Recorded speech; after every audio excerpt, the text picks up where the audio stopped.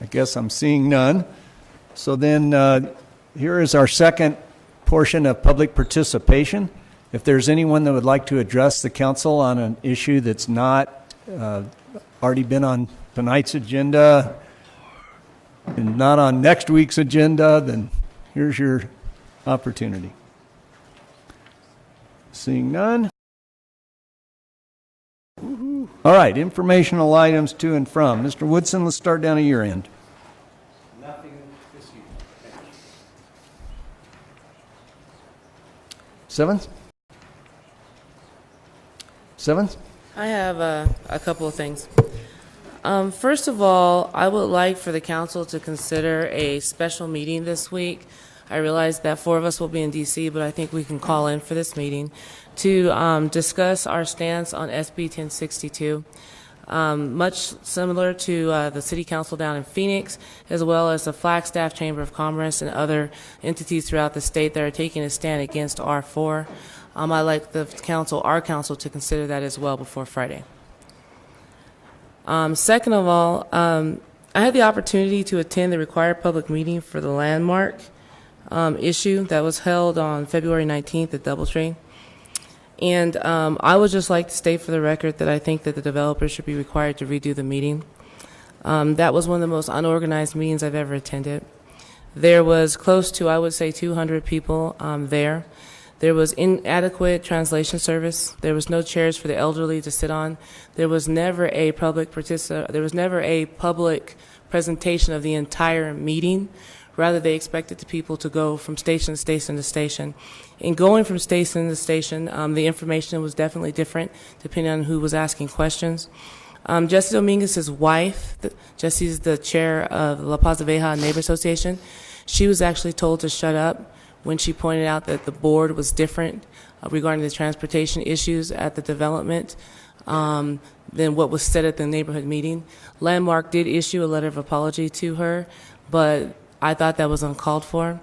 Also, I had the opportunity to overhear one of the representatives telling someone who asked about affordable housing here in Flagstaff and where they could find more affordable housing, that affordable housing was the city of Flagstaff's issue, and that that was not their problem, and that they should take up the concept of affordable housing with us. So I just want to state for the record that I think they need to redo the meeting. They need to do a presentation of the project, and they need to answer questions. And then thirdly, that leads me into this. I had a lot of people ask me, what is the purpose of these public meetings for rezoning? I understand that they're required, but people want to know what exactly is the meeting required to do. So I'm wondering if we could get a memo that we can give to the public that states the exact purpose of a required meeting for rezoning and what it is that the public can expect when they get to this meeting. What information are they to be given?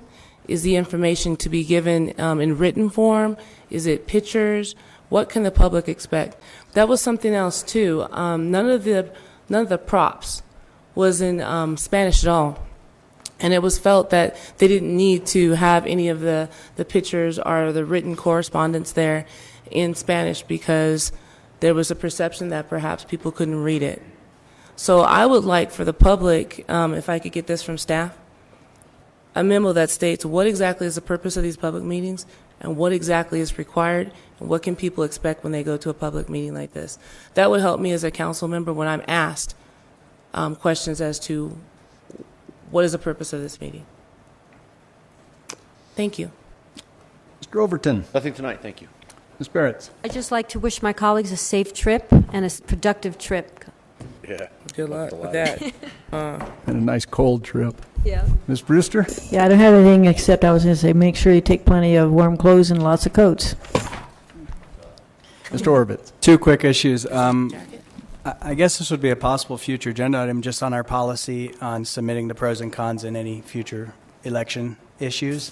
Is there a better system? Is there we accept 10 pros and 10 cons and we do it randomly and we only charge, less, maybe? I don't know, just some solutions to possibly getting more participation in that.